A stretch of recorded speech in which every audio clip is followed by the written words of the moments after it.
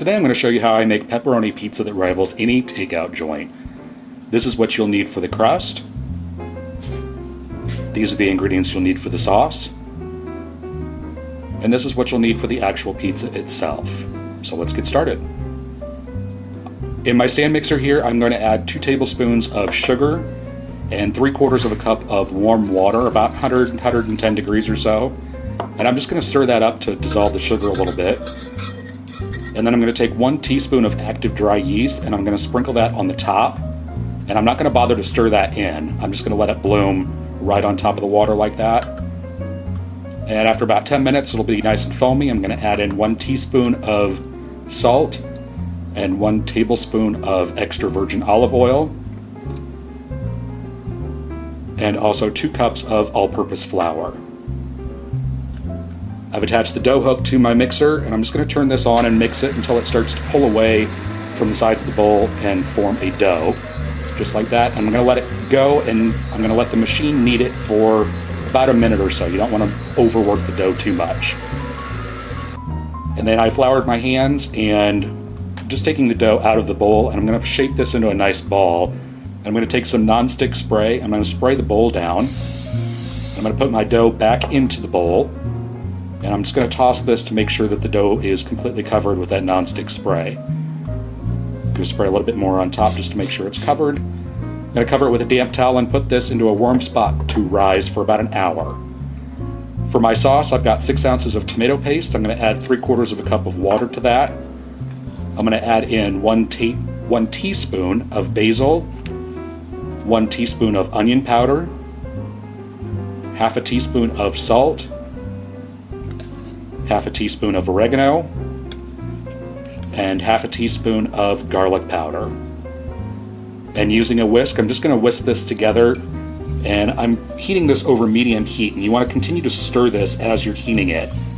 And once it gets nice and bubbly, I'm going to turn the heat off, and I'm going to stir in 1 tablespoon of freshly grated Parmesan cheese. You just want to mix that in until it's melted, and then you want to set this off to the side and let it cool completely before you use it. I'm going to preheat my oven to 500 degrees Fahrenheit, and I've got a 16-inch pizza pan here, and I'm just going to dust the top of it lightly with some cornmeal, maybe a tablespoon or so. And I'm going to turn out my dough onto that. I did not bother to punch it down or anything. And using my fingers, I'm just going to pat this out, starting in the center, working my way out and pressing the dough out to the edge of the pan. And you want to leave kind of a lip around the edge for the crust. And then I'm going to take half of my sauce mixture. I'm just going to spoon that out into the center, and then using the back of a spoon, I'm just going to spread this out to within about 3/4 of an inch or so of the edge of the crust. And once you get your sauce spread out, make sure that it's nice and even. You don't have any bald spots on your crust. And then you want to take your mozzarella cheese and just sprinkle this onto the top. And you want to make sure that you get the cheese all the way to the edge of the sauce. You don't want to cover the crust, but you want to cover the sauce with your cheese. And then I'm going to take my pepperoni, and starting on the outside, I'm going to place a row of pepperoni.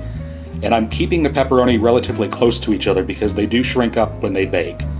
And I'm going to go around and continue filling in the center, kind of overlapping the slices, so it looks like that. And I'm going to place that into the oven and bake it for 7 minutes until it's nice and golden brown and looks like that. And then I'm just going to take my pizza cutter and slide it underneath and around the edge and make sure that the pizza's not stuck to the pan, and it shouldn't be with the cornmeal.